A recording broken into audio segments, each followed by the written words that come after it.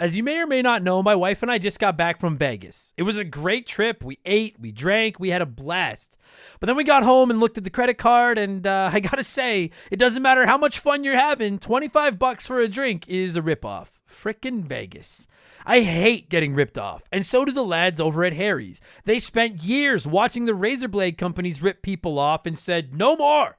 Not all heroes wear capes, my friends, and they want to prove that they're legit by offering you hot dogs a $13 trial set for just $3 at harrys.com/RTG. I've been telling you about them for months, and I'm genuinely proud to have Harry's as a sponsor of this show. I wasn't kidding. The plastic, futuristic-looking crap razors you get at the store are overpriced and they're poor quality. Harry's blades are crisp, clean, and classy. They're the kind of razor you'd expect your grandpa to have on his bathroom counter. And most importantly, they work. Shave after shave, they're so smooth, they're precise. I used to go through the crappy store blades all the time, but Harry's are built to last. And they're not just better quality than the other names, they're more affordable. And they deliver. Just set your schedule, and for as little as $2, new blades, shaving creams, lotions, everything you need, right to your door when you need it. I genuinely cannot think of a reason not to try Harry's. And I'm not just saying this because they're sponsors. They're the best shaving supplies I've ever used. Try them out, and if you're not happy, your shave's on them. And unlike the other subscriptions, they're really easy to cancel if you want to too, which is a nice bonus, but believe me, you're not going to want to cancel. Getting ripped off isn't funny. Switch to Harry's. Get started with a $13 trial set for just $3 at harrys.com/RTG. That's harrys.com/RTG for a $3 trial set.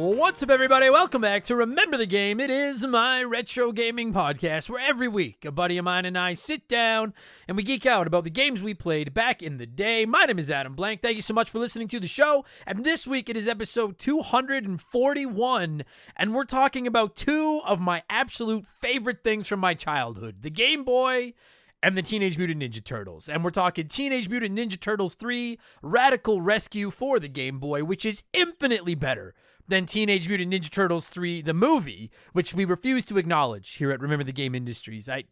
Oh, God. Anyways, I did not play this one as a kid. If I'm being honest, I didn't play any Game Boy Ninja Turtles games when I was a kid. I played the NES ones. I played the arcade ones. I played those little Tiger, whatever, handheld shit fucking screen with like 3 button on them versions, but I never played the Game Boy ones, and I always wanted them. I wanted them big time. I would see the advertisements for them in the Archie comics, and I would show them to my parents and be like, can I get this for my birthday or for Christmas? And I would always get hit with the we already have Ninja Turtles, meaning the original NES game with the electric seaweed, which I love.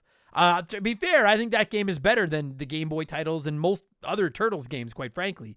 But still, like the first two Turtles Game Boy games are good for what they are. They're nothing special. They're kind of, handheld beat 'em ups. But this third one, Radical Rescue, this is a beast of a video game. This is an ambitious video game. If you've never played it, it's actually a Turtles Metroidvania. I would love more of these. You start the game with just Michelangelo, and then you set out to find and rescue Leo, Donnie, and Raph. Plus, you got to rescue Splinter. Of course, you got to rescue April for like the 300th time. But unlike a classic side-scrolling beat-em-up, this one's got a Metroid-esque map, and as you find the turtles, you gain new abilities that you can use to access new parts of the map.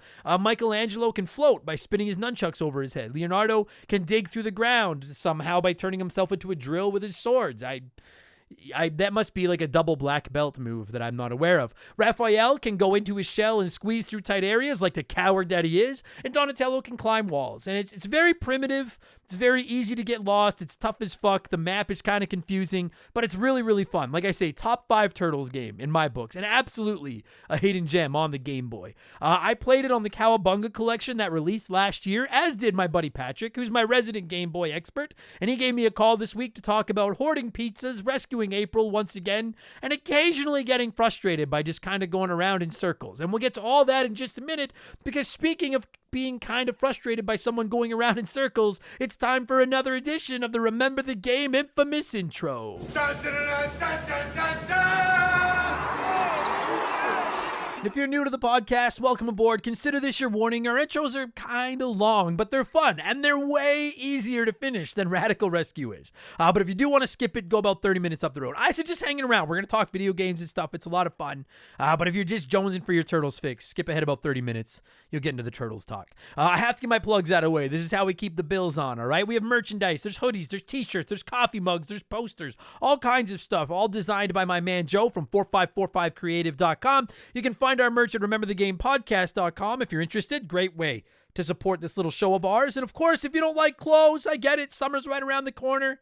You don't need those sweaters and stuff. You can always just support us on Patreon, because subscriptions start at $2 a month, and you can get yourself up to 4 extra podcasts per week. Every second Monday, we do Purple Monkey Dishwasher, our new Simpsons podcast, hosted by myself and Mr. Mark McHugh. Every Tuesday, I release The Rambling Idiot, where I talk about my comedy career, TVs, movies, sports, whatever else I just feel like talking about. Friday is Game Patch, which is my modern gaming news show, where I talk about the biggest stories in modern gaming, new releases, give sales picks, etc. And Expansion Pass, probably the crown jewel of the Patreon podcast. Expansion Pass goes live every Thursday, and it's a different show every week. We do game rankings, console rankings. We look back at characters, franchises, genres. There's some comedy video game episodes. There's a ton of modern game reviews over there, which is what we did this past week on Expansion Pass 154.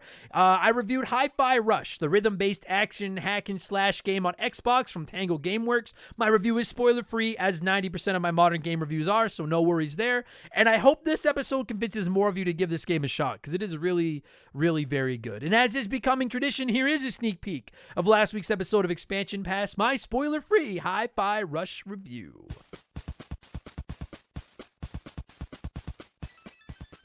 I would say I officially have a crush on it. I think this is great. I think it is definitely the bar for my 2023 game of the year, as we are 2 months and change into the year. And now a couple people have pointed out to me, hey, isn't it the only 2023 game that you have played? Touche-ish, that's fair. I did play Dead Space Remake, which I will say I like Hi-Fi Rush better than.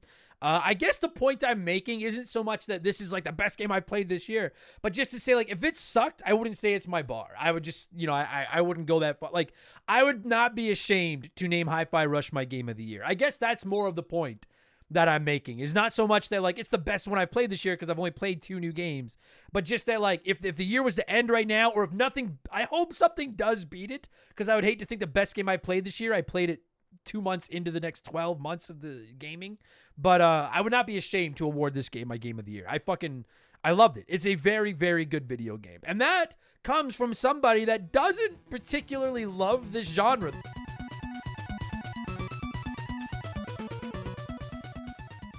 And that's now available on our archives. And this week, for Expansion Pass 155, I'm going to pull out a trick that I do once or twice a year. It's going to be an Ask Me Anything episode. Patrons are submitting questions about life, comedy, podcasting, sports, just about everything. And I'm going to do my absolute best to answer as many of them as I can. Should be a good time. So again, our Patreon subscriptions start at $2 a month. You get new shows every week, instant access to hundreds of ad-free archive bonus podcasts, plus access to the Remember the Game Discord, which is about 1,000 members now, and very nice, very not toxic, which is not what you can say about most of the internet.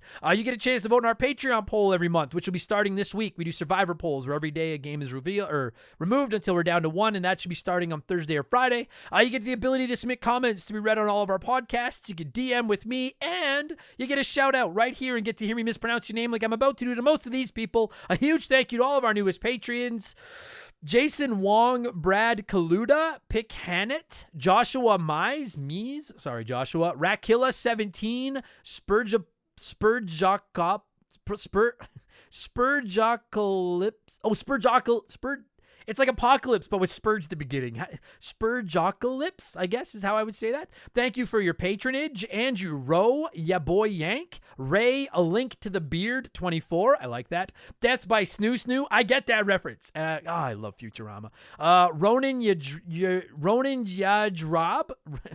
Some of these are just, I think, to fuck with me. The Archmage, Manuel Garcia, Philip Mamouf Wiffarts, Jason Belmer, Eric Foster, Liquor Like Luigi, Robinson Dickwhittles. I like that a lot, actually. Cody Thompson and Colby. That last one is fake for sure. Thank you all so much for the support and welcome to Remember the Game Industries, patreon.com/rememberthegame. And to wrap up my sales pitch, 5% of our Patreon income gets donated to charity at the end of every year for part of my 24-hour Extra Life Marathon. And we offer annual subscriptions at all of our tiers that'll save you a month's fees. So just saving you some cash. And finally, you can find me on Twitch whenever I have time to get on there, twitch.tv/rememberthegame. Come by and say hi and see my dumb face, and it's good times, all right? That's enough blowing myself. Let's blow some of you by blowing in some cartridges. It is our opening segment here on the show. I read a few comments and questions from our Patreons, usually gaming related, but not always, and we call this segment Blowing in the Cartridge. He blows all right. He blows big time. That's it, honey. Get into the spirit. Let's blow. Our first blower this week is Jovan de Man from Amsterdam. And I like that handle too. I like a lot of your handles. There's some good handles around here these days. They wrote in and said, if you could get to become a voice actor for any video game series, which would you choose? You know what? That's a good question. So my first thought is Last of Us. Like, if they were to do a Last of Us Part 3, I would love to be like one of the main characters, like the main villain or something in The Last of Us Part 3. That would be pretty sick. Or option B would be if they started voice acting more Mega Man, I would want to voice act Dr. Wily. And I would just make him sound exactly like Dr. Colossus from The Simpsons. And for those of you that aren't aware, it would be like, no cell can hold Dr. Colossus. And it'd be like, curse you, Mega Man. And oh my God. Tell me that's better voice acting than it is in Mega Man 8. I don't give a fuck what you say. That is better. So he would either sound like Dr. Colossus or he would sound like Richard Nixon from The Simpsons. Oh, got you, Mega Man. Either one would be fine. If I could be a voice actor, it'd be one of those two. That'd be sick. Fuck yeah, that'd be good stuff. Jeffrey Mathis wrote in and said, long-time listener, second-time writer. That's not fucking true. You've written more than that. Jeffrey said, this is a Play 2, Erase 1. Tactical games / strategy RPGs such as Shining Force, Fire Emblem, XCOM, Wargroove, Midnight Suns, etc. Puzzle games like Tetris, Dr. Mario, and more. Or sports games, wrestling, golf, MLB The Show, the Mario sports games. So I could keep playing 2, and I have to erase one of those. Well, I'm definitely going to play puzzle games just because Tetris is in there, and I'll have to be long dead, cold in the ground before I erase Tetris. So that means I got to choose between playing tactical games like Fire Emblem and XCOM or sports games. Whoa, fuck. I think oh God, I got to erase tactical games. Before any of you freak out, all of you that love Fire Emblem and XCOM and shit, I love those games too, but I'm new to that genre. I only got into those, I don't know, in the last decade or so after I played Fire Emblem Awakening on my 3DS. I've loved sports games since I was a little kid, and I'll be motherfucked. I just can't bring myself to erase like WWF No Mercy, the Tiger Woods games, MLB The Show. And I'm sorry, because I don't want to erase tactical games, but don't blame me. Blame Jeffrey. He's the one that came up with the question. So I'll play puzzles and sports games, and I'll very, very reluctantly erase tactical / strategy RPGs. That sucks. Darth Skywalter wrote in and said, hello, Andy. Quick question. Using one of the few TV show references I know you'll get, do you have a Toby in your life? Someone that you just hate for no specific reason? I do absolutely get that reference. I love Toby, by the way. Toby Flenderson. Yes, I do have somebody in my life that I hate for no specific reason, and it's me. You know what? I really don't hate many people. There are times where I do hate myself, but I don't know. I don't think. Boy. No, you know what? I know it's a cliche answer to be like, I don't hate people, because I hate like Hitler and them, but like, no, you know what? I don't think I know anybody that I just like fucking violently hate like Michael does Toby. So I'll just say myself for the sake of giving you an answer. The Love Sauce wrote in and said, what's your favorite handheld device of all time? For me, it's the DS Lite. Beautiful design, perfectly portable, and able to play both the DS library and the GBA library is an ultimate win. I still carry mine around daily, usually with a Mario Kart DS in one slot and Yoshi's Island, Super Mario World, or Donkey Kong Country in the other. Better than the Switch, in my opinion. That is a hot take, Love Sauce. You should be the hot Love Sauce. Yeah, like, I'll be honest. Like, I have to say the Switch. The Switch is my favorite handheld device of all time. I truly feel like when the Switch is all said and done and it hangs them up, it'll go down as my favorite system ever. I think it's going to replace the Super Nintendo. Because it's got most of my favorite Super Nintendo games on it, plus tons of other games that I love, plus Game Boy games, plus 64 games, plus NES games, plus Genesis games. Well, you know how it works. So I don't think I can go away from the Switch. It's got to be. If we're saying the Switch for some reason isn't eligible, then my favorite handheld device of all time would either be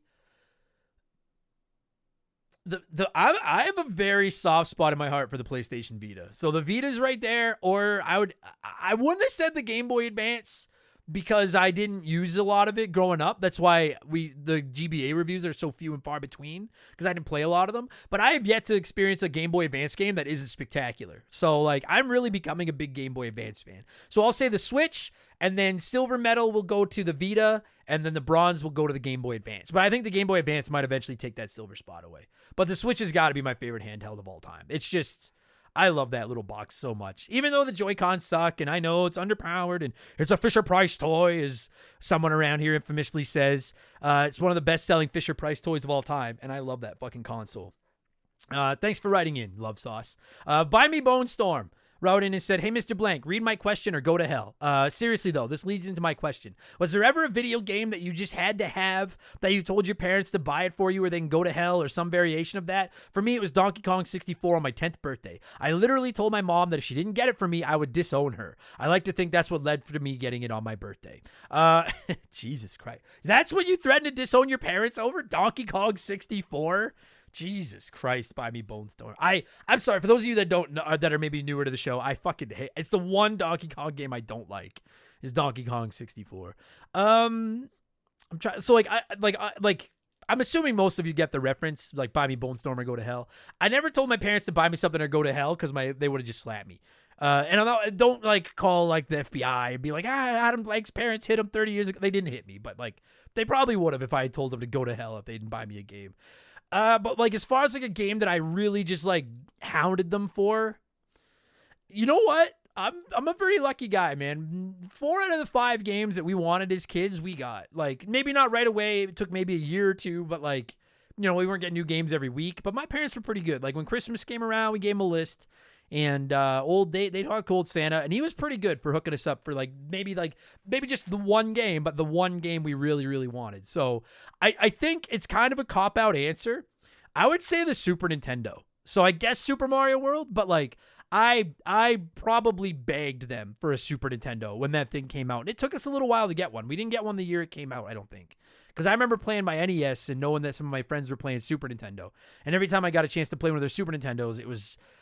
Sex is great, but you ever get to play a Super Nintendo at your friend's house? That was fire. That was good stuff. But it would probably be the Super Nintendo. Would probably be the number one thing that I begged them for. Because by the time the 64 dropped, like I got a job shortly afterwards, and then I started buying my own games. And then I wasn't asking them as much. But oh my God, I wanted a Super Nintendo.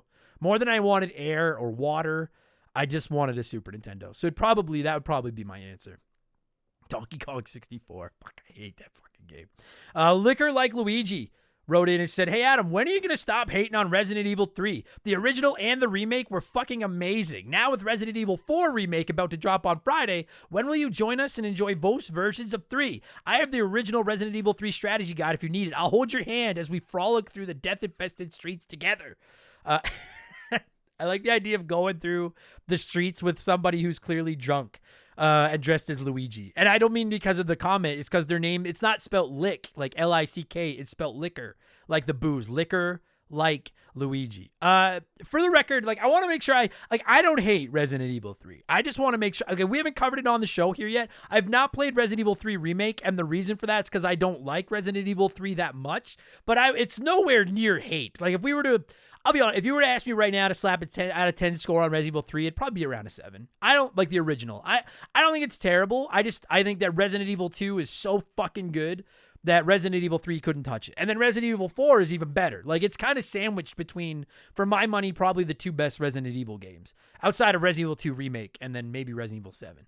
I just, like, Resident Evil 6, I hate. Like, I'll drop the HATE word on that one. I fucking hate Resident Evil 6. I think Resident Evil 3 is just my least favorite of the original trilogy.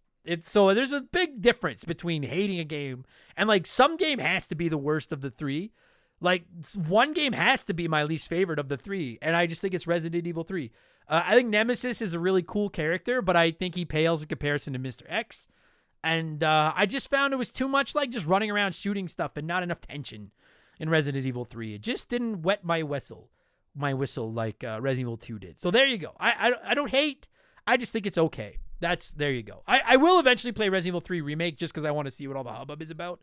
But I've just never felt like Resident Evil 2 Remake is one of the best video games I've ever played in my life. And I like, even if you remake Resident Evil 3, I just can't imagine it's, whatever. I can't wait for Resident Evil 4 Remake. Fuck me with a cactus. I cannot wait for Resident Evil 4 Remake. I legitimately feel like there's a chance Resident Evil 4 Remake takes a run at my 10 favorite games of all time. Because Resident Evil 4 is on the fringe of my 10 favorite games of all time, and Resident Evil 2 Remake is on the fringe of my 10 favorite games of all time. So if you take that remake formula and apply it to the best Resident Evil game, in theory, you should have one of the greatest video games ever made. I cannot fucking wait to play that.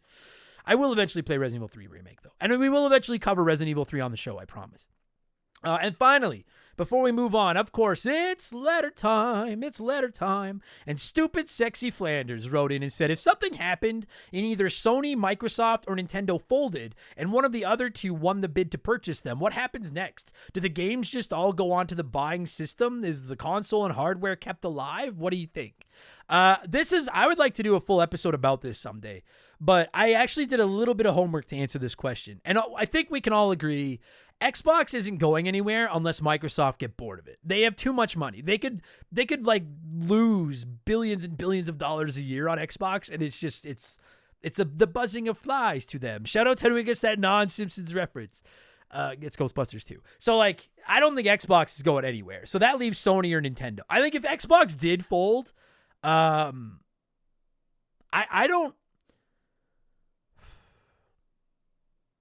don't know what would happen to those games. I think if Xbox did fold, I don't think they would sell the libraries. Because, like, no one's going to buy Microsoft, right? Like, I am overanalyzing your question. I just don't think anything ever happens. I think if Xbox ever does fold, they probably just leave those games as, like, a subscription service for, like, $10 a month. You can play all the Halos and Gears and stuff. Sony or Nintendo, obviously, neither one's probably going anywhere. But for the sake of answering the question, I think, frankly, if either one went under, they would be bought by Microsoft. Or I think there's a chance that, like, an outsider steps in and, like, like an Amazon or something, and they buy them. But to stick to your question, and if one of the other two bought them, then I think Microsoft buys either one, Sony or Nintendo, and I think they just put all those games on Game Pass. I think it's that simple. I don't think they keep the hardware or the consoles alive at all, because why would you, what's the word I'm looking for? Split your own market, I guess, divide your own fan base. Like, I think they would just be like, you know what? I think we're just going to put them on our service. I think that's exactly so Nintendo, I looked it up. Sony's got a net value as of March 2023, according to Google. And if you read on the internet, it has to be true. Sony has like a net worth of like $100-some billion, and Nintendo's right around $50 billion. So again, I think that they're both safe, but to answer your question, yeah, I think Nintendo would be the most likely one. And I think Nintendo by far has the most valuable library. And I think Xbox I can't even imagine if Xbox is willing to cut a check for $70 billion for Activision Blizzard, what would they be willing to pay to own Nintendo and to own Mario and Zelda and all those franchises and all those back catalogs and put them all on Game Pass? They could charge $40 or $50 a month for Game Pass if they added the fucking giant smorgasbord of fucking Nintendo games on there too. Plus day one releases like Mario Kart 9 and Mario Odyssey 2 and Tears of the Kingdom and stuff. So I think I don't think any of them would keep the console alive. I think they would buy a library and then just add them all to a subscription service. Now that all three have them, I think they would just add them to subscription services and then drastically up the price and the value of their subscription service. But I don't think we're in a position now. Like, obviously back in like 2000, 2001, 2002, when the Dreamcast died, I just don't think there was a market for 4 systems. And I guess you could argue now we kind of have 4 if you want to count like mobile and PC, but I mean, PC existed back then anyway. But like, to me, like, we'll have the big 3 for the foreseeable future. I'm recording this on March 21st, 2023. I would bet you by March 21st, 2033, all 3 of these companies are still running. That'll be my pick. But to answer your question, they'd buy them and put them on a subscription service. All right, good enough. Thank you, Stupid Sexy Flanders. I like that question. Thanks to everybody that wrote in. As always, we need to move on. Let's get into our Smash Hit segment, the official game show of Remember the Game Industries. It is Play 1, Remake 1, Erase 1.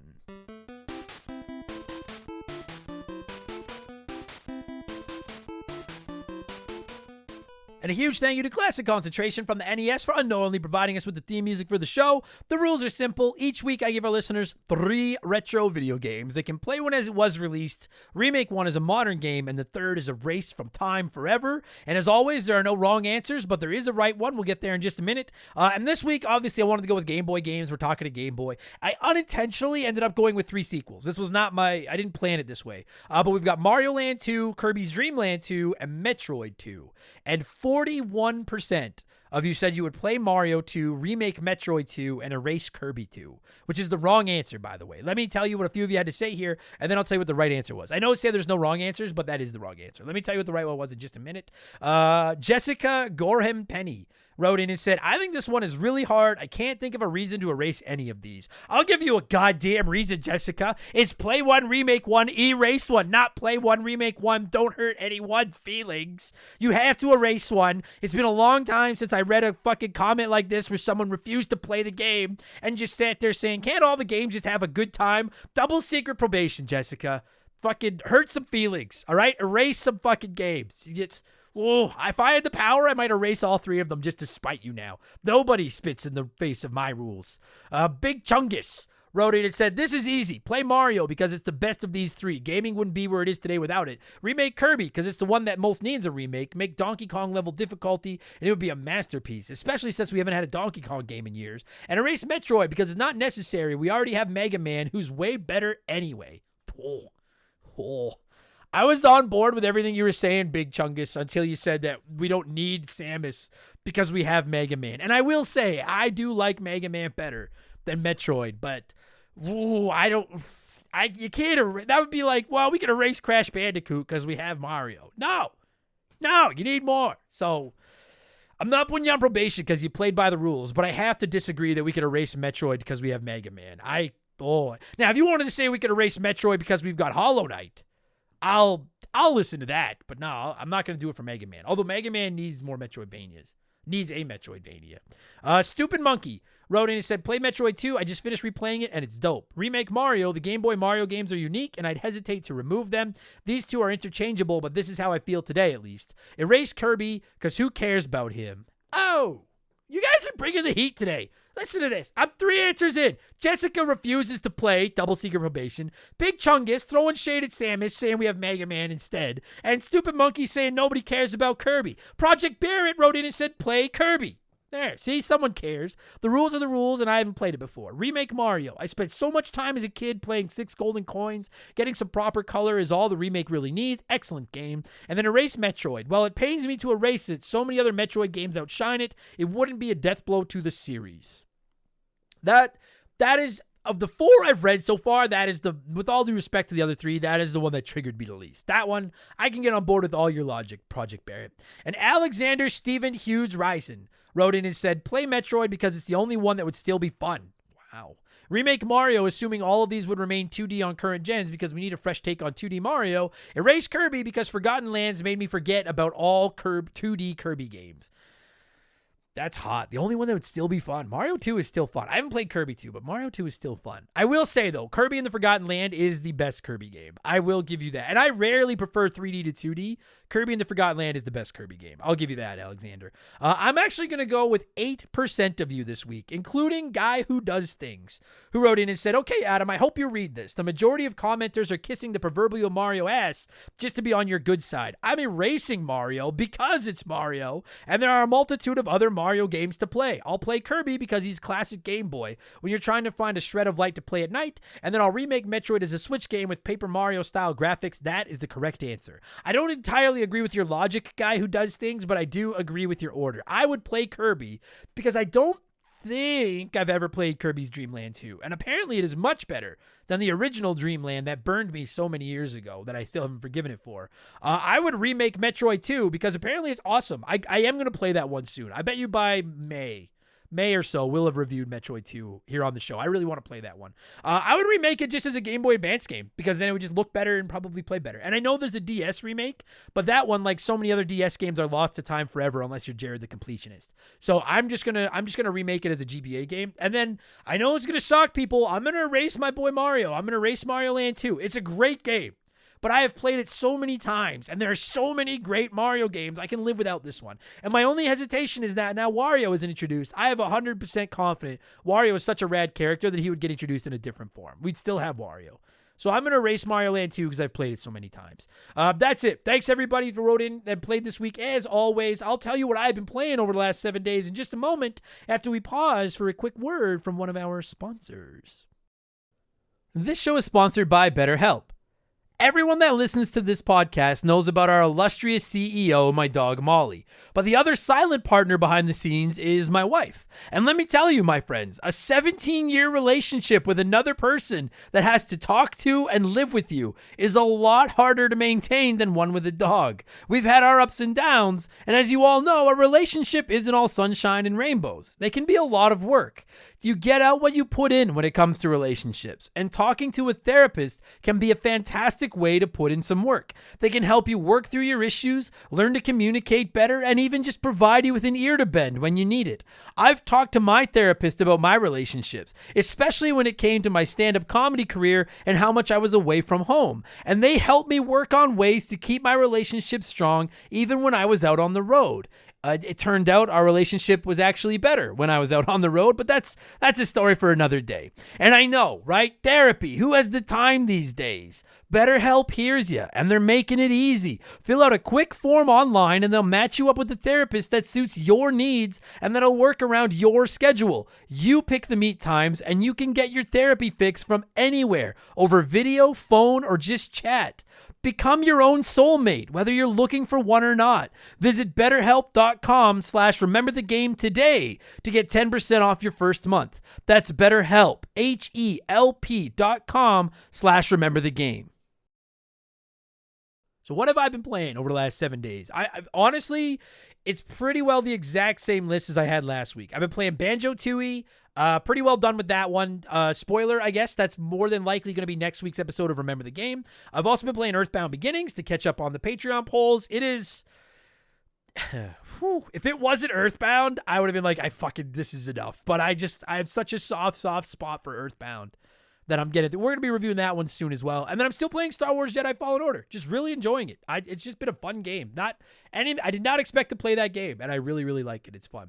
That's it. Let's talk Radical Rescue. That's why you kids are here. As always, I like to give you nerds a chance to sound up before my guest and I hug the microphone. Adolfo wrote in and said, "This game is my jam. It's easily a top 10 original Game Boy game, one of the hidden gems of the system. The only bad thing about it is that it's kind of short and the enemy variety is lacking, but the gameplay is fluid and fun. Each turtle feels unique and useful, and it looks like a 10. The best Metroidvania of the system is this." I'll be honest, as of right now, it's the only Metroidvania I've played on the Game Boy, so I agree. Although I gotta wait till I play Metroid 2 to 100% agree with you. Baldo Flores wrote in and said, "I loved this game. I used to have it as a kid. It was definitely my favorite Turtles game on the Game Boy. The first two seemed so generic. It was like playing a Tiger handheld. This was a total Metroid style. I've always loved games where each character has different abilities, and I'm so glad it's back with the Cowabunga collection." I agree. I'm telling you all right now, this is the hidden gem on the Cowabunga collection. This is the game. That's part of the reason we're giving it an episode, is I'm trying to convince more of you to give it a shot. Johnny CCDC said, "I only just started playing it recently, and it's a super cool concept for a Turtles game, and it's a very ambitious one for our little Game Boy. I only first dabbled with this one courtesy of the Cowabunga collection, so I don't have nostalgic ties to it, but it's pretty well crafted, it's innovative, and it's tough. Tough is the word, but I like it. Just needs that little something else to make it perfect. I'm not quite sure what it is. Hopefully you'll be able to articulate what it is I'm thinking about during the review. Looking forward to it. I don't think I'd change anything other than I'd swap some of the abilities, but we'll get it. And I'd make some of the bosses. We'll get into that in a minute. Oroku Saki's Gardener seems like a fitting person to write in on this episode. Said a freaking awesome hidden gem that makes me miss old school Konami. Fuck. Here on the old school Konami. And Cal C said, after having spent my childhood playing the Turtles on the NES, SNES, and the Mega Drive / Genesis, it never occurred to me there were Game Boy games. To me, the 2023 games came next, having come after the cartoon on the PS2. So when the collection was announced, I was amazed I'd missed them. And then when it did come out and I played them, wow! Some Game Boy games have unfortunately aged, feeling slow or frustrating unless you preserve and relearn their quirks. But these felt amazing right from the start. I agree, although it does get very frustrating. But we'll get into all that. It's time to talk about it. I'm going to cue up some music. And when it stops, my boy Patrick and I are going to talk Teenage Mutant Ninja Turtles 3 Radical Rescue, which originally released on the Game Boy in North America on November 25th of 1993. Enjoy the podcast, everybody. Let's go.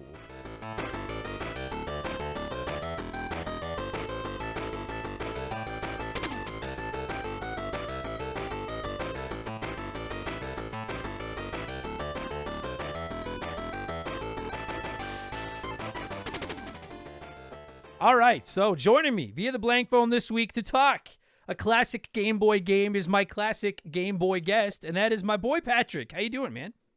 I'm good, man. How are you? I'm doing all right. You know what? It's a beautiful Sunday, and we're inside talking about old video games. Life couldn't be any better. That's exactly what I want with my time on this rock. The nerd's dream. Yeah, exactly. Now you're my go-to guy when it comes to Game Boy games. Now with that said, I never played any of the Ninja Turtles Game Boy games growing up. I didn't play any of them until I got my hands on the Cowabunga collection. We'll get into the Cowabunga collection in this game and everything, but like, you're a Game Boy guy. Like, I know you love that system. Did you play these growing up? Any of the Turtles Game Boy games? Yeah, absolutely. I don't know if I had this. I don't know if I had this one growing up, but definitely as I got into collecting and seeking out Game Boy games, this was a high priority game for me. So do you own a physical copy of this game? I did when I had a collection, yeah. I don't have a collection anymore, but I do have a way of playing this on classic hardware. Right, okay. As we've discussed before. Yeah. Yes. Hint. Well, because I was just curious, like, this game can't be going, like, this game must be cheap, or it can't be cheap these days. Like, this has to be one of the more expensive. I don't think so, yeah. I think it is. Oh yeah, look at like $200. I haven't looked up. Yeah, okay, yeah. For like I haven't cart. looked at price in a while, but I know loose carts are usually pretty expensive. Of this one when I see them. Yeah, holy fuck! But I think this was one of the ones that came out like toward the tail end of the Game Boy's reign of terror. Anyways, what 93? I don't remember. Yeah, 93. Yeah, that's not that far. Wow. No, I'm shocked by that. Like, wow. It's just because, like, the Ninja Turtles, like, the original Ninja Turtles on the NES is, like, one of the best-selling NES games ever. And then lots of people played Turtles 2, the arcade game, and people played Turtles in Time. And, like, everybody had a Game Boy. Like, the Game Boy sold like gangbusters back in the day. I'm really shocked that the Ninja Turtles Game Boy games weren't more common. You know what I mean? Like, I feel like at least the first two, you see them everywhere. Like, if you go to, like, retro or classic game collector stores, you definitely see at least the first one, if not the second one as well, in for sale. Oh, okay. Maybe I just didn't know anyone that owned it back in the day. Because that's how I feel about the NES, like the original NES Game Boy or NES Turtles game, the one where they're all in the red bandanas and like everyone knows that one with the swimming level and shit. Like that game is like a dime a dozen. Like that game is fucking everywhere. But I wonder if it's because there are so many Turtle games that it'd be kind of strange for a kid to have it across all platforms at the time. Because you like think about I had like a handheld Turtles game that was just like one of those like LCD screen one of those handheld type games. There were so many like Turtles media that maybe that's why some of these might have gotten overlooked or not as many people had them. Yeah, maybe you're right. I know my parents never even considered buying us, like, I asked for the Turtles Game Boy game because it was the Ninja Turtles. I wanted anything Ninja Turtles. And my parents weren't interested in getting us one of them when we were kids, but they were like, you already have Ninja Turtles. So you're right. That's what I meant. Like, maybe that's all it is. And it's so funny because, like, people have been asking me to cover the Game Boy Turtles games on the show for a while. And, like, maybe someday we'll cover the first two. But to me, this is the standout. And when I text you and said, yo, bro, I want to talk Game Boy Ninja Turtles, I think you wrote me back and were like, I hope you're thinking Radical Rescue. I said, it's awesome. Which one do you want to do? And thank you in advance for picking Radical Rescue. Yeah, that's it. And it's funny because like now I've played all three on the Cowabunga collection, which is where most people have played them, I think, at least recently. And like the first two are fine, but they are incredibly they feel dated. Yeah, I want to call them bland, but like they're dated. You're right. They're very dated. Yeah. They're just it's like for anyone that's played Super Mario Land on the Game Boy and how it seems like a very, very basic Mario on the go game. Yeah, exactly. That's what especially the first Turtles Game Boy game feels like. It feels like here is what we knew how to do at the time with a Game Boy game. Yes, and it's just like you watch the Mario games like advance go as we understand the software, the hardware. We can do more and more stuff with it. Totally, yeah. And I actually think Turtles 2 on the Game Boy looks good. I don't particularly like it, but it looks nice. Yeah. But this one, bro, like, I mean, I think this one looks good enough. I don't think it's the best looking game on the Game Boy, but I'm constantly defending the original Ninja Turtles on the NES for being ambitious and trying to do something other than just walking left to right, beating up foot soldiers.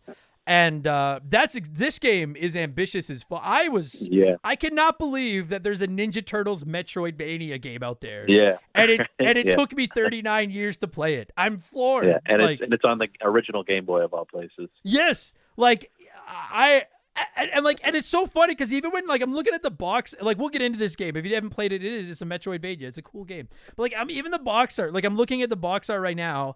And like Leo is breaking through this wall, and he looks so badass. But he looks almost deranged. Yeah, he does. Yes, like he just looks like all the other turtles are dead, and he's livid. Completely off model. Yes, out of anything you've seen, which is so weird that he's the cover character, being that like Michelangelo is he almost feels like the main character of the game. Yeah. And so that's one of the two. Okay, so number one, I was just gonna say the Radical Rescue font looks so childish and cheesy, and then you've got this like crazed, like incensed looking Leonardo below it, and I'm like, so what is this? And then second of all, agreed. And like I've said it many times, Donatello's my favorite turtle. Who's your favorite turtle? I'm a Michelangelo guy, but followed very closely by Donatello. All right, I'm the other way, Donnie with a very close second of Mikey.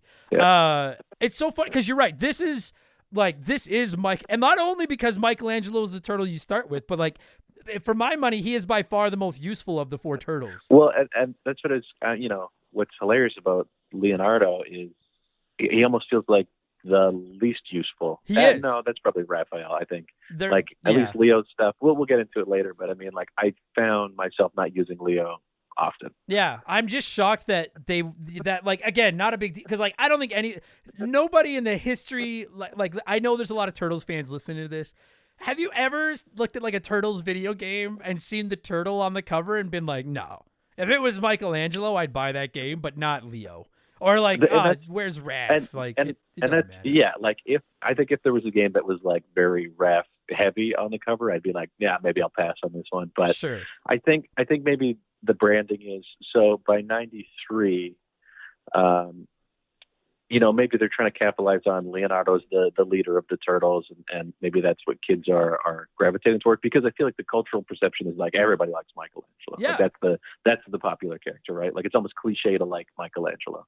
Like, especially in like the late 80s, early 90s era, like with the cartoon and everything, Mikey was the guy. Like, I'm shocked that Michelangelo is not on the cover of that. It doesn't matter. We're nitpicking, but I'm just shocked that it's not Michelangelo on the cover. Because so like you said, for those of you that haven't played this game, you fire it up and there's like a stupid cutscene where once again Shredder has decided to address the turtle suit television, which always seems to be his move. He shows up on the TV and they're like, oh my god, we got to go get Shredder. But Michelangelo's out somewhere, so Leo, Donnie, and Raph set out, and then it turns out they all get caught, and then you literally start the game with just Michelangelo, and then that becomes the game. You need to find the other three turtles, add them to your roster, and then eventually you go and defeat Shredder.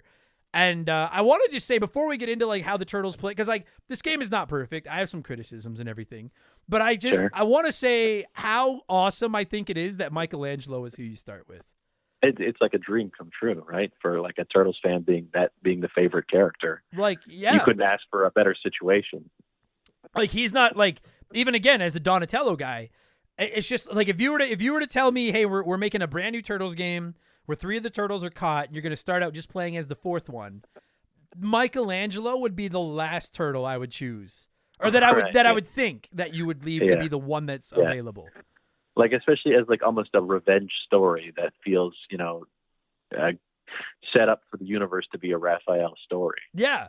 Either like Raphael storms off and then the other 3 get caught, or based on the cover, Leonardo. That's where I was gonna go. Is like Leo's the leader and he's got to go get his brothers back. But no, it starts with Michelangelo, and I think the reason for that is, like we've said, it's a Metroidvania. If you've never played it, eventually you acquire the other 3 turtles, so you have your whole team again, and each turtle has like their own ability, and it really is like a classic 2D platforming style Metroidvania game with like the big map, and as you get new abilities and you find key cards that can open other doors and stuff like that. I think maybe part of the reason they went with Michelangelo to start the game is just because like his ability is that he can twirl his nunchucks and like float. Whereas it sets up for the platforming aspect of it a lot better. It's the most useful of the 4 abilities for sure. Like Leonardo, because Leonardo's the first turtle you rescue. And I want to say, if you've never played it, I'm 90% sure you can't rescue them in any order you want. Like, you have to go. No, you have to go. Yeah. Like, the game has got a map, and you've got to follow it. It makes you feel like open ended because you can move back and forth between these areas, but you can't. I don't think you can advance past certain spots without unlocking the turtles and their specific powers, because you need them to access certain things. So, Leonardo, you need him to drill down to get that first key card, which unlocks the door to continue on to the rest of the map. Right. And that's where the Metroidvania aspect comes in. It's not a standard Metroidvania like Metroid, where Samus keeps getting new abilities. It's as you acquire the other turtles, they have different abilities. So Michelangelo can jump across holes other turtles can't because he uses his nunchucks and he floats. And then eventually you rescue Leonardo. Leonardo has the ability to like turn himself into a human drill and drill down into certain blocks, and you can drill down and go down to like lower areas. And that's probably why they don't start the game with Leonardo, because if they did, then all you'd be able to do to start is drill down. It's just drilling down.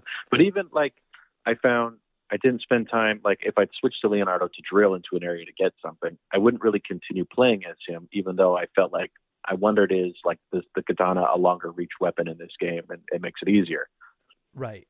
But I would just constantly just use the character and move back to Michelangelo. Me too. And I think the main reason I kept going back to Michelangelo was just because I found it's so hard, bro. It's like when I play Super Mario 3, I need a raccoon tail as much as possible. Right. Like platforming is just so much easier. Playing when you can But float. I did find, I don't know if you found this, but I found specifically in Donatello, his character seemed to move a lot slower. I don't know if that was something you noticed playing, but I felt like anytime I was moving and navigating with Donatello, it seemed to be a little bit more of like a sluggish character, and Michelangelo seemed to be like a quicker moving character.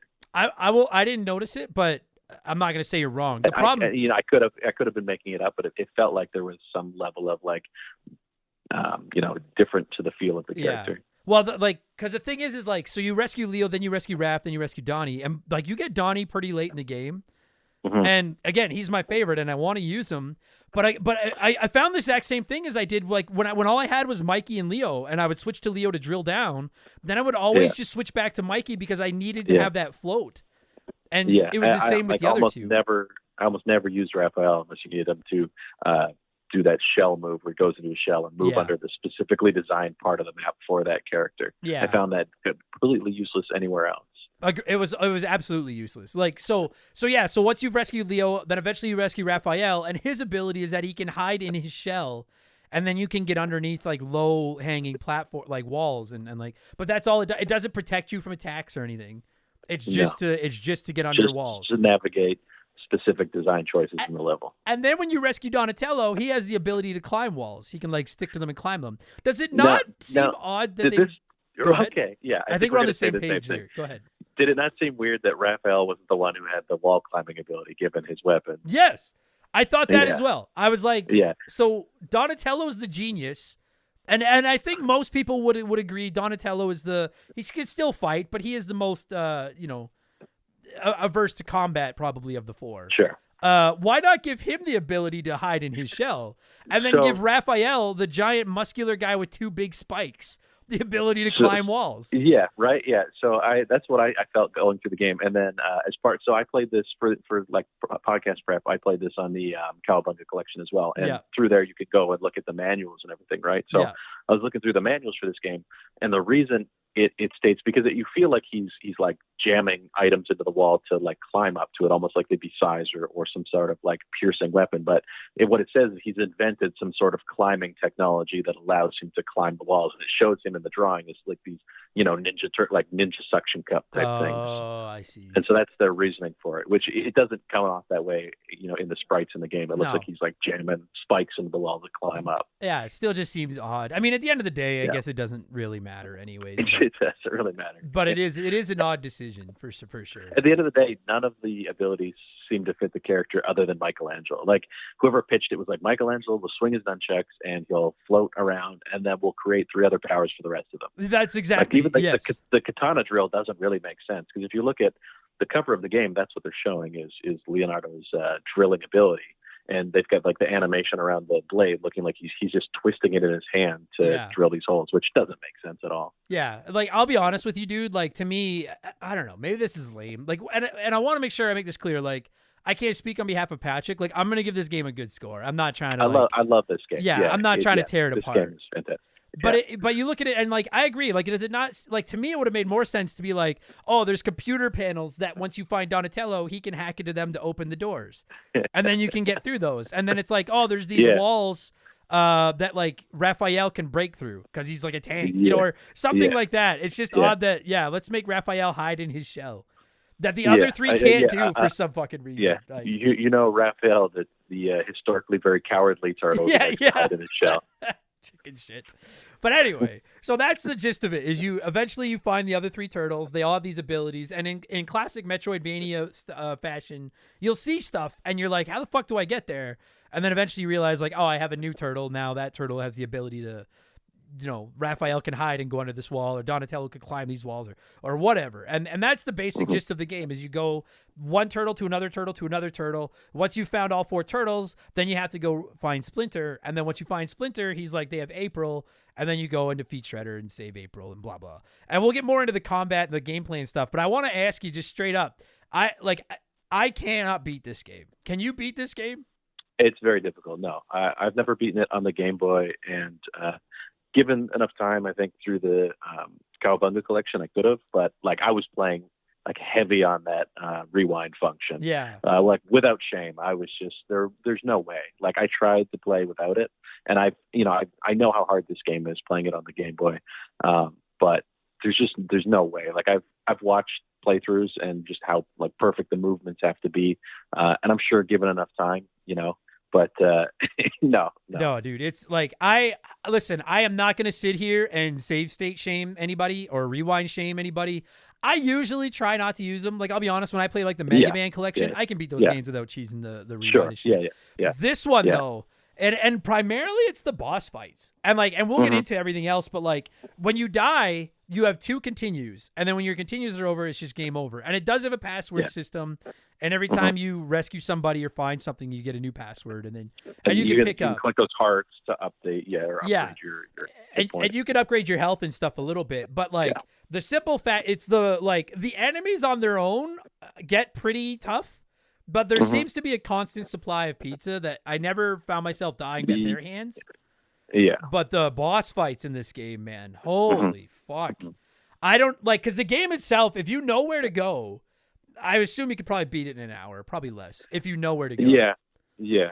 But if you own this game as a kid, you were my guest for the notorious Kirby's Dream Land episode, where I explained how I spent all my money on that game and beat it the first night I had it, and I was mad. Exactly. Yeah. This is the opposite problem. Yeah, it's like you'll never beat this. No, this is Game Boy Dark Souls. Like, you're never gonna beat this fucking game. Yeah. And I agree. Like, I use save states, especially toward the end. You have to do a marathon where you just go boss after boss after boss, and I save stated my way through it, and I wasn't so much like cheesing the save states where every time I landed a hit, I would save state. It was just when I died, instead of burning one of my 2 continues, I would load the save state at the beginning of the fight and do it again. Yeah. And by that method, you do learn the attack patterns of these bosses, and they are beatable. But those final 2 fights against Shredder, like, you have to fight him twice, and you don't get your health back halfway through.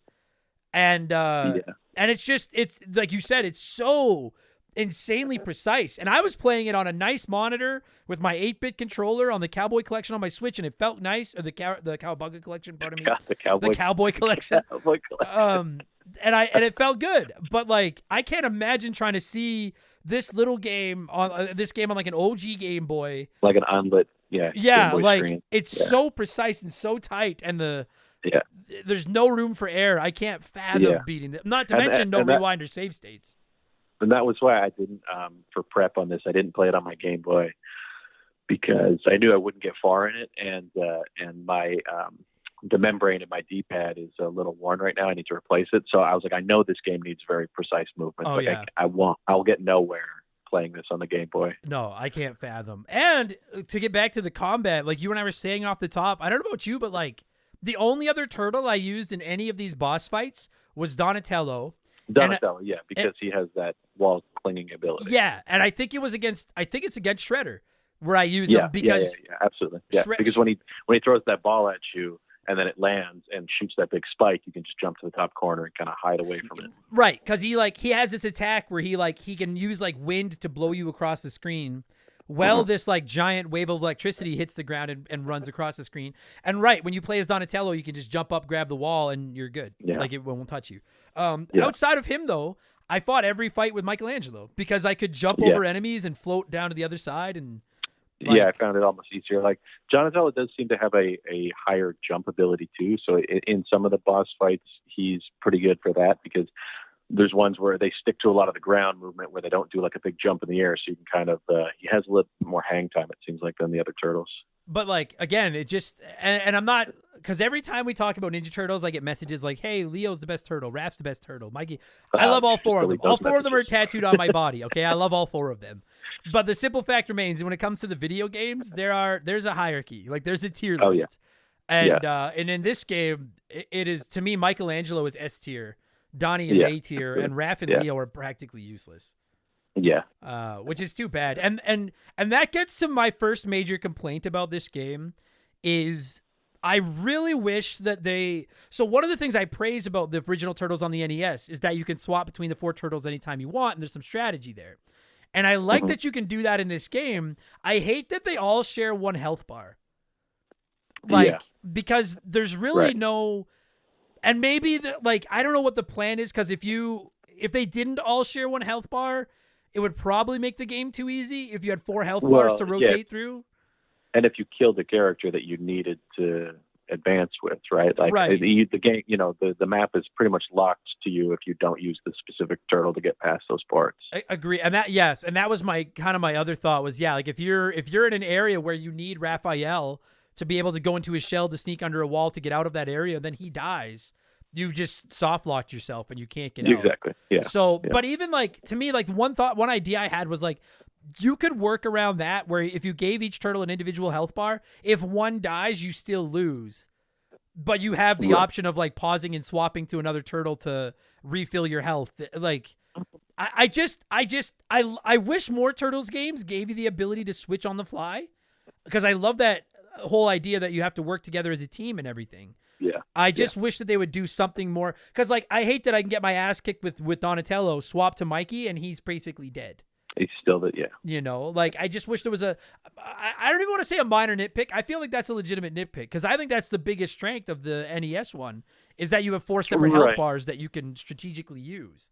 Right, but again, you got to view it from the lens of the hardware of a Game Boy, right? Totally. You're working very limited, much lower than even an NES. So yeah, you're right. There's that aspect to think about too. You're right, and like you said, they're in a unique spot, because if you were playing Super Metroid and you hit a point where once Samus loses 30% of her health, you lose the ability to double jump, and it's without double jump I can't get out of here.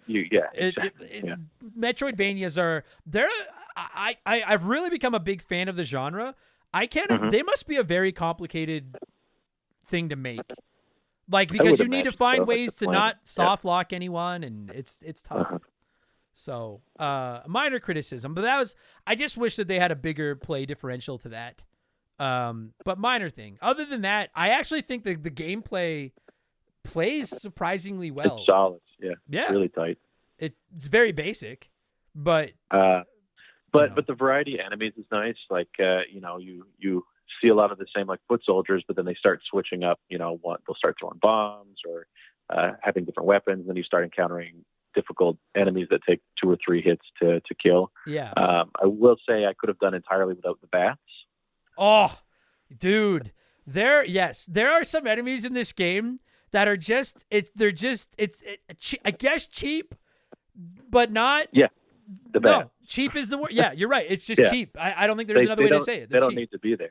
No. At least with the Mousers, they fit because they're part of the universe of the turtles, and they're annoying. You got to duck down to hit them, but I don't understand the inclusion of bats at all. No, they seem completely out of place, and they're very annoying. They're so hard to hit. Used. Yeah. Yeah. They're so hard to fucking because if you've never played it, you don't have a ton of you can jump, you can swing your weapon, and you can kick when you're in the air, and it's not like the classic 45-degree spike to the ground jump kick that we love from the beat 'em ups. It's just while you're floating in the air, your foot appears 90 degrees, and your foot has to touch that thing. Yeah, exactly. And then when what they do that I like is when you're in the air, you're free to move around. So if you're falling and kicking, you can navigate the air. You're not stuck to just falling in that position that you've reached. Yeah, and that allows for some strategy. Yeah, I agree with that. And then it doesn't give you there's no no special moves. You can't hit jump and punch to burn some health and do a special move. You can throw ninja stars, but only while you're holding a ladder. Oh no. Yeah. Which is annoying too. And again, minor criticisms, and you're right. It's a Game Boy game from 1993. They had an incredibly finite amount of resources to use for this game. But I do wish that there was just a little bit more variety to the combat. And the other thing is bro, the second you fucking leave, the respawn of enemies in this game is vicious. As soon as they're off the screen, they're coming back. I feel like they're not even entirely off the screen. They're 3/4 of the way off the screen, and they're that's close enough. Put them back in there. Yeah. And so it can be, but I also learned late in the game that the pizza reappears too.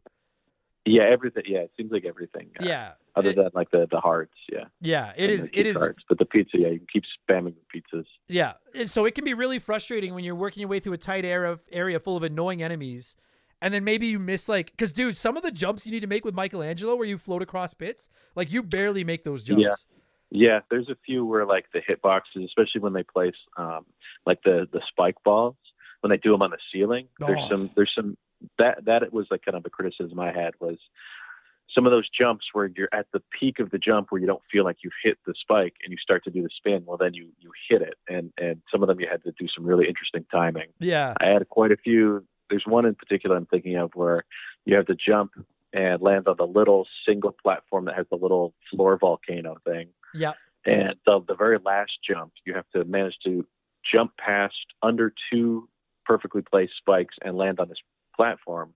And it feels like you almost can't do it. I had to rewind and do it so many times before I found the right timing for it. Yeah, it's insanely precise. And then in some areas, not so much because in a lot of, I actually don't find there's too many areas where you fall and there's no pits you can fall in and die, but where you fall and have to climb back up. Although there is a couple instances toward the end of the game where you need to nail the landing on those platforms that come out of the back. Those little, yeah.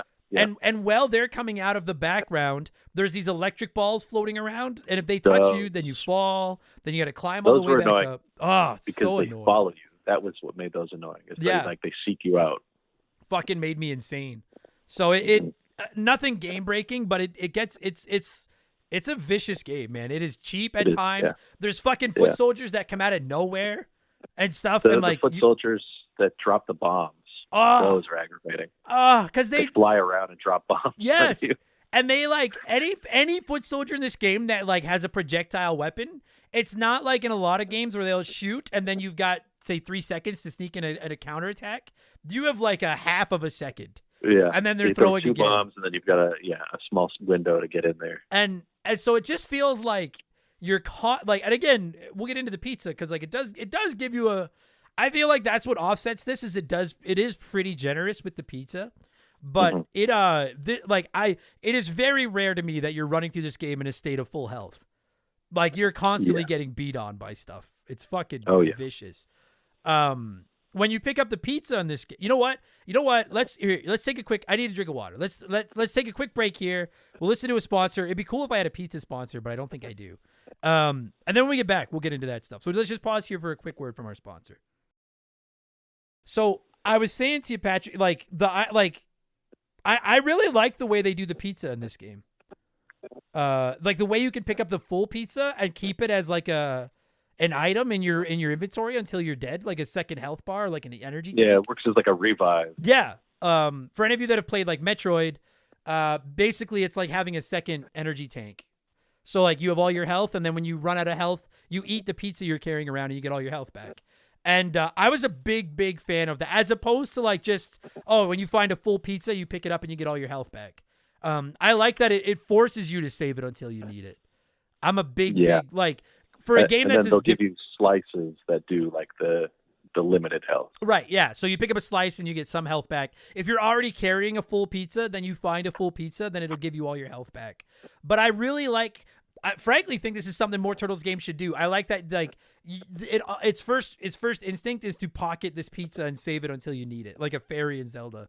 And when you get into some of these boss fights, like, there's no way to leave to go get health or anything. There were a few of them, man. I never would have won them without having a pizza in my back pocket. Yeah. Like, because oh my God, the bosses take so much health from you too.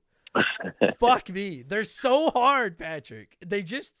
I don't even have any other way to say it. The boss fights are just obnoxiously difficult in this game. They're insane.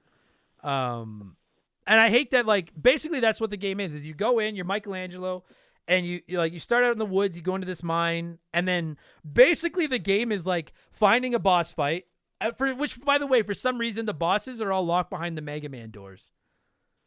The metal ratcheted doors that lift up. I like that. Yeah. But then you go fight a boss, and then when you kill a boss, you get a key to a jail cell, and then you have to go find the turtle and unlock. That's really it. Like that, and then it's just rinse and repeat. Like that is the entire game. Yeah. Backtrack through areas that you couldn't get to before with different turtles. Right. And that's where, again, it's a Game Boy game, so it needs to be kept in mind. The map, I actually find the map in this game rather infuriating. Like, I tried to use it. Oh, yeah. Absolutely. That's not just me? No. I was very thankful for the Cowabunga collection having that strategy guide version that shows like the actual picture version. It shows you like a detailed, almost like what you would find in like a strategy guide, exactly that, just like a picture layout of everything. And you can kind of go, okay, this looks like where I'm at. And okay, that's a pizza, that's a card, that's a boss, instead of a bunch of Tetris blocks with little dots in them indicating it could be anything. Yeah. And if you've never played it, like the entire map is just, it looks like a crossword puzzle because it's either white squares or black squares. And then it looks like one of those games where it's like Rush Hour, where you like move all the cars out to get the one car out. Yes. That's what it looks like to me. Yeah. And then some of the white boxes have little cubes inside them, which are indicating something is there. But like Patrick said, you don't know. That could be a turtle that I need to go find a boss and beat to get a jail cell key to open the door to get to the turtle. That could be a door that I can't open yet because I need a key card. That could be a boss fight. That could be pizza. And it isn't like, and I understand that it's an old school game. Metroidvanias weren't as common back then as they are now. I understand all that, but I finally just ended up Googling a map and just used that because there's no way to tell how to, like, what way you can go in and out of a room. So like a room could be like 6 squares long and you have no idea where the exits and entrances to this fucking room are. And it really is like a maze. Like when I sat down to beat the game and I was working my way through this map, like we said, there's one path. It is like solving a maze. Like there is no alternate route through it. There's one way to beat it. And I got stuck for a very long time before I finally looked up where the fuck I could go. Like I don't know if I could have. I know for a fact I could never have beaten this game on the Game Boy natively. Yeah, like honestly, I was pulling up that strategy guide in Cowabunga collection like every few minutes just to make sure I was heading the right way, trying to plan it out, trying to look at the map as it was coming up and go, okay, I need to go to this and try to recognize the rooms. But I found myself constantly pausing the game to switch to that map. Yeah, it's the strategy guide. Oh, Like once I had all 4 turtles, then I look at the map and I see where Splinter is because that's the next person you need to save. And I'm like, all right, I see how to. And I'm like, even with a map showing me where doors are, I'm like, how the fuck do I get to Splinter? And then I finally realize, like, you basically have to. And the map is not. When I say you have to backtrack, don't take it as a complete criticism because the map is not that big. Like, you can go from one end of the map and the other in like 90 seconds. But like the only way to get to like Splinter, who is basically in the room below the room I'm in, I need to go left, down, up, right, back to the beginning, up, over. Now I can climb this wall I couldn't climb before because I have Donatello. Across the top of the map, back down the other side and around. Yeah. It's fucking there. It is, Yeah. and like, and there's no way to figure that out from looking at the map itself. No way. It's just insanity to me. I don't know. Again, not a criticism, but like it's like have you ever played Metroid? Are you a Metroid guy? Yeah. Okay. Have you ever played the original one on the NES? Yeah. Okay, so we did that one, I don't know, remember when, sometime last year, I think, I played that one. And it felt the same way. Like, I have become a huge fan of Metroidvanias, but anything prior to, say, around Super Metroid, like anything on the NES or the Game Boy, like, man, some of them are like, those maps are so unforgiving, man. Fuck me. Yeah. It is insanity. And this map, when I first started playing this game, I was like, I'm not looking up a guide. I love these games. I'm good at Metroidvanias. I'll figure it out. And then I gave up shortly after I saved Leonardo because I got stuck. Exactly. Yeah. Is that where, like, I could get to there without looking anything up? Yeah, that's pretty much it. Like, after that, it's pretty difficult. Yeah. Like, once it gets to where I need to save Raphael, it's because, like, to save each turtle, there's one path to a room where you have to fight a boss. And you might be able to see where you need to get to fight that boss, but actually getting there is insane. Yeah. And then what's go ahead. They're like in the game too. Like you can do a lot of that first half. Like if you look at I keep bringing up the Cowabunga collection, but in there's a really great strategy guide that shows like a visual, like it's all drawn out, and the game is kind of built like. The surface and then all the stuff below the surface. And it's like 2 large towers. So you do all the stuff in the first tower, get to the second middle part underneath, and then you've got to go all the way back up. Like what you're talking about, you have to go all the way back up to the top surface again, back in, and then all the way down. Yeah. And it's kind of frustrating. Like I don't know how I would ever have figured out how far I would have had to have backtracked, basically to almost the beginning of the game to get back to that overworld part with the trees and stuff to get across a thing to go all the way back down to the bottom of the map. No, it's I never would have solved it. Like, and please do not, like, if you're listening to this and you're like, I've never played this and they are not selling me. It's not, we're not trying to be like, it's stupid. Don't play it. The whole time. It is fun the whole time. It's just, I'll just be completely like, to me, this is one of those, like, this game is meant to be played with some form of a guide or a walkthrough. It just is something to help you.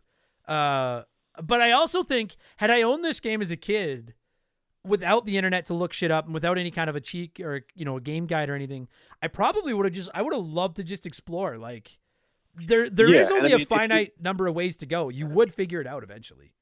Yeah. And if you learn, how to deal with each enemy and you get good at the precision of dealing with enemies, they don't become that much of a deterrent when you're backtracking through all of them. No. And you start to recognize rooms. You go, okay, I remember each one of these things. What the game does that was kind of infuriating is there'd be part where you would jump over something and a bat would be off screen or a rock would be on the ceiling and would fall on you out of your vision, like out of your view. Yes. And then when you got to that part, you could see it.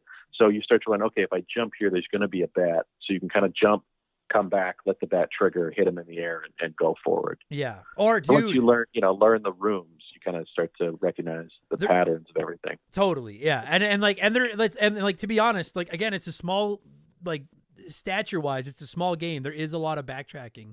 There is a lot of going back to rooms, particularly if you don't know where to go. So you will learn those maps. I agree. You just reminded me, there's one part near the end of the game where you have to jump across 4 or 5 of those platforms that are coming out of the wall behind you. And there's spikes all underneath you. And those floating foot soldiers are up there with you.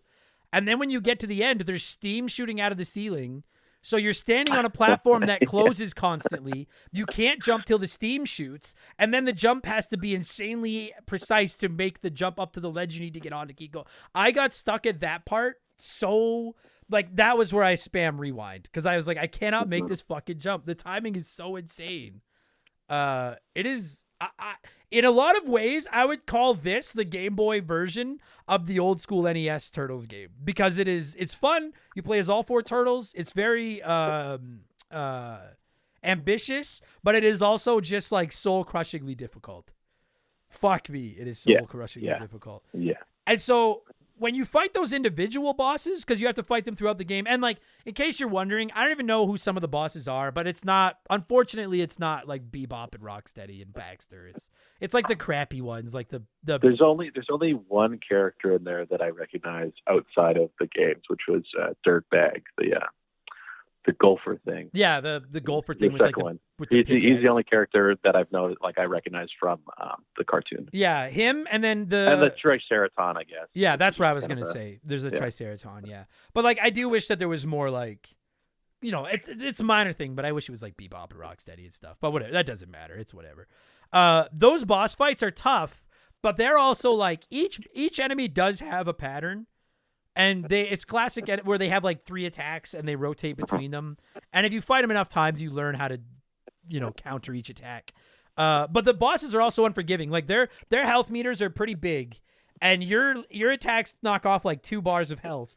They have attacks that like they take away like a third of your health when they touch you. Yeah, and they also, when you hit them, they have a period of invulnerability when they flash. You can't keep spamming a hit on them.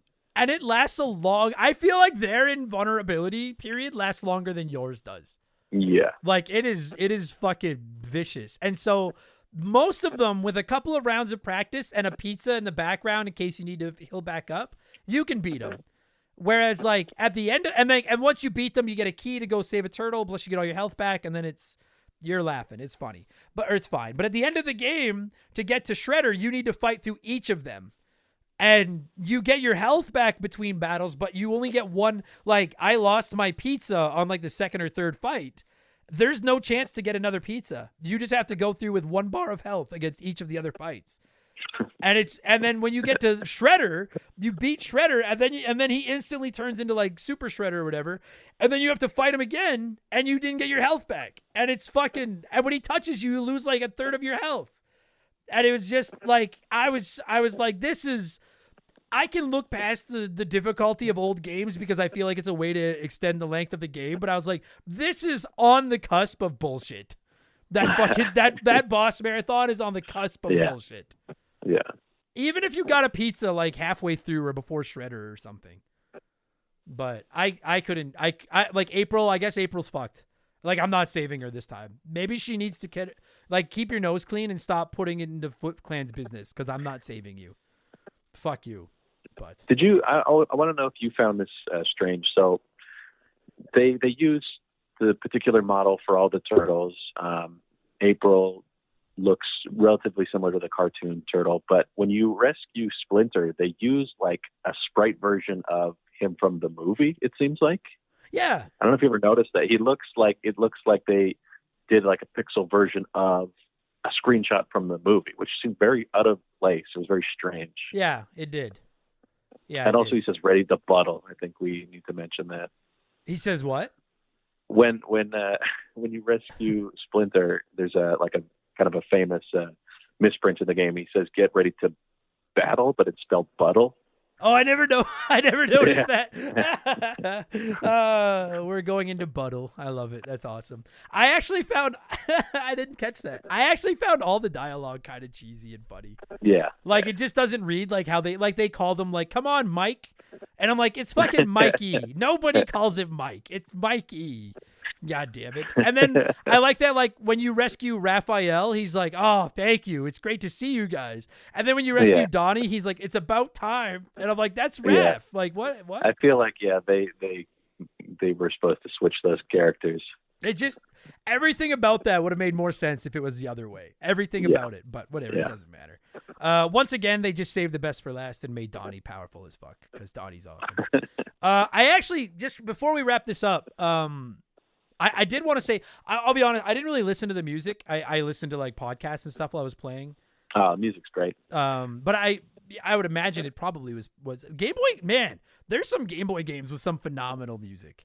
Yeah. Like, I'm sure you guys will have heard some because I'll have played it in the intro to this episode. I wanted to speak to the graphics, and I'm impressed. Like, this game looks very good. Mm-hmm. The game looks really good. It plays really good. It does. Like, I never really ran into like slowdown issues where like the game was lagging and chugging or anything. Which, considering it's a Game Boy game from 1993, and the back, like, dude, when you play the original Ninja Turtles on the Game Boy and the backgrounds are like practically empty. Yeah, and they get like the pixel flicker and stuff. Yeah, which I think the first two Game Boy games have a bit of that happen. Yeah, whereas this one, I want to say like all the backgrounds are well, not colorful, but like detailed and like filled in, and I really wanted to just give it a tip of my cap because I think it looks really good. And like the enemy sprites are really well done too. Like they look really good. Yeah, they are. Especially, I will say, like the bosses look very cool. Yeah, they're just bullshit, but they fucking look pretty cool. So, man, what's left? I feel like you have two continues. There's a password system. I never used it because I'm a cheese and I use save states, but I think we're covered, ready to buttle. So I think that's everything. Yeah, I think we're ready to buttle. So for any of you, I'm not trying to plug the Patreon again, but for any of you that are my Patreons, there's an episode of Expansion Pass where I ranked all the games from the Cowabunga collection, and this one ranked incredibly high. I think that collection as a whole is absolutely worth picking up if you love the old Turtles games. There's a lot of love put into that collection. I think it's great. I think this is the hidden gem of this collection. Yeah. This is, even if you skip the first two Game Boy games, I don't really have a problem with that. They're very basic, left to right, punch people, beat them up, beat them. But like play this one. This is better than like some of the better known games on this collection. Like this is a good game. I would love to see this game remade and expanded. Yeah. Like, oh my God. Because the Turtles in a Metroidvania just makes sense. Like, like the format, it seems to fit. Like it played really well, and it made sense. Like I'm looking at review scores right now. It has good review scores. Like if you own the Cowabunga collection and you've skipped the Game Boy games because they're Game Boy games, I mean I don't think that's the right call, but I get it. Don't skip give this one a chance. Just know it's hard. Know that you're gonna want to have that save button ready. And give it a chance because I thoroughly like this. I would put this in my top 5 Turtles games. I enjoyed the fuck out of this game. This game was really good. Yeah, man. How the fuck are we gonna score this thing? There's only 4 Turtles. I don't want to score it out of 4. There's how many games are in the Cowabunga collection? 12? Oh yeah, that's a good call. Let's do that. I think 11. I'm just looking right now. 1, 14? 2, 3, 4, 5, 6, 7, 8, 9, 10, 11, 12, 13 or 14. I can't count. Did you? I counted 14. 1, 2, 3, 4, 5, 6, 7, 8, 9, 10, 11, 12. Okay, the Wikipedia page says 13, but I'll go 14. I don't fucking know. Whatever. Let's go 14. I like the number 14. The section of this podcast where Adam counts out loud multiple times. Well, I'm counting it on the webpage, and there's there's the 3 tournament fighters. There's the 3 Game Boy games. Whatever. We're going out of 14. I don't give a fuck. That's 13. why. That's why. I count. Yeah. Okay. Out of 14, sure. What are we scoring? Teenage Mutant Ninja Turtles 3 Radical Rescue, Patrick. I'd say 12. Yeah. It's a good score. Yeah, I'd probably go like 10, 11. It's a good game. Like it's I would say like if you're looking at this purely from the Game Boy game aspect of it, you have a original hardware and this is the game you have a really good game that you can play for a long time. Sure. It may be frustrating, but it's not something that you're going to blow through. It's something that you can play small amounts of, and it's going to be entertaining every time you pick it up. Yeah.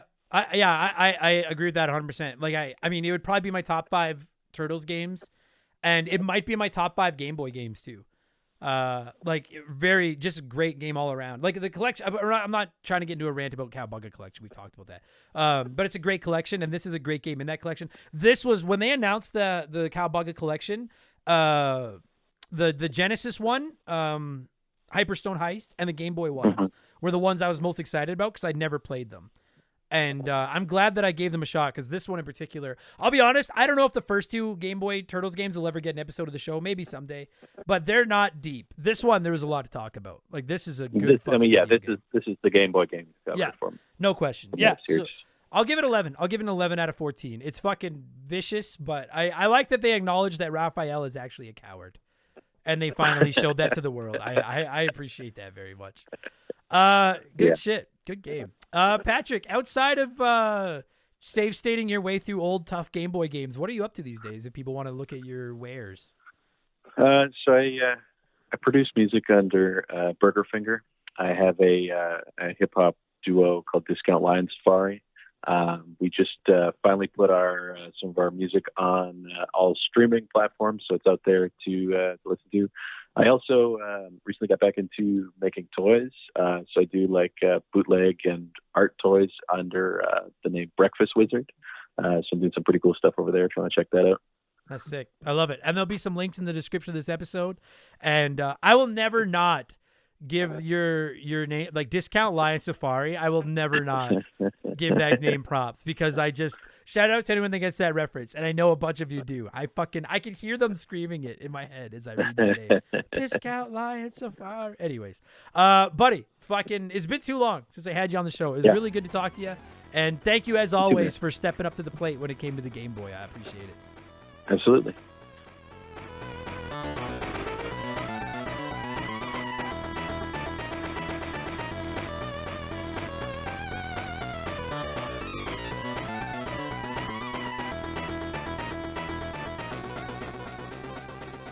And that's going to do it for this week's episode. Patrick, thank you so much for giving me a call and talking Turtles 3 Radical Rescue. And every single one of you cheeseheads listening to this right now, whether this was your first Remember the Game or your 241st Remember the Game, thank you so much for the support. I very much appreciate it. I don't know why with cheeseheads. I know you're normally the hot dogs. I thought about calling you pizza heads, and I was like, it doesn't sound right. Whatever. It's all terms of endearment. Don't forget to look in the description of this podcast and check out Patrick's work, both with Burger Finger and with Breakfast Wizard. I'll put links in the description of this episode. And if you want more of these, patreon.com/remember the game. Subscriptions start at $2 a month. They go up from there depending on how many perks you want, stuff like that. And you can get yourself up to 4 additional podcasts every week, along with instant access to literally hundreds of ad-free bonus podcasts waiting for you over there right now. Plus, you can join our Discord, which is very awesome. You can DM with me, which is a little bit less awesome, but still neat. You can vote in our Patreon poll, which is pretty awesome again. You can submit comments, all kinds of cool stuff. Some of it goes to charity. You keep the lights on around here. It's the best of all worlds. Patreon.com/remember the game. I'm also on Twitch at twitch.tv/member the game, not remember. Member the game. I have no real schedule. I just get on there whenever I have a chance. So swing by, follow. It's free, and then you'll know when I'm on. You can buy, tell me why I suck, and all that good stuff. And I have a P.O. box. You can find the address at rememberthegamepodcast.com if you want to send me just a letter, postcard, something little. Let me know where you're listening. Give me your address. I'll send you one back. We'll be friends. It's neat. It's like how the mail works. It's kind of a cool thing. And tickets are still for sale for my show in Ottawa on June 30th. Go to rememberthegamepodcast.com to get your hands on those two. It is getting very close to selling out. I believe we are over the 70% mark now. So considering that show is still 3 months away, it is going to sell the fuck out. That show is happening 4 days before the 5th anniversary of the show. I will be there. There's no VIP meet and greets or anything. I'm happy to hang around as long as everybody wants and chat and take pictures, and I'll have some lanyards and stuff with me, and we'll get drunk, and it'll be a good goddamn time. So I hope you can see you there. And that's it. I'm going to thank some Patreons and get on with my life. I will be back tomorrow for all our Patreons with Expansion Pass 155 and then Game Patch on Friday. And then next week, it's a whole nother slab of podcasts, including Remember the Game 242, which, assuming the recordings that we have scheduled for this weekend go as planned, will be about Banjo-Tooie for the Nintendo 64 with my boy Mark McHugh. All right. Thanks for listening, everybody. I'll talk to you on the next one. Cheers. So long. Goodbye.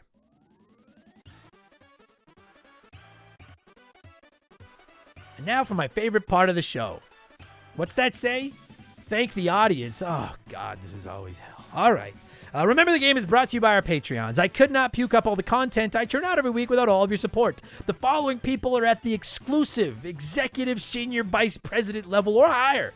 It's not really exclusive. Anyone that signs up there can get it. But it's at patreon.com/remember the game. And as such, I'm contractually obligated to ramble through their names as quickly as possible. So in reverse alphabetical order, a huge thank you to A dude named Adam, Aaron Lawson, Adam Blank still hasn't reviewed Banjo-Tooie, Adam Fletcher, Adam Marnett, Agent Booty Pants, Alex R., Alexander Camps, Alexis Ramos, Andre, Andrew Wright, Andy Hudson, Angry Ticks, Antonio Echeverria, Arctic Vision, A-Town, Etrio Wormwood, Beaver Boy, Beef Dingleberry, Benjamin Atkins, Biddy, B-Cuz19, Blaine the Hoagie who's not a Hoagie man, Blobby K. Rogers, B Money, Bobby Litton, Brandon DeZeba, Brandon Helmheckle, Brant Hewitt, Brian Neese, Brian Richmond, Bucky the Beagle Herder, Bud Lightyear, Bula, Bulma Simp, Burt Macklin.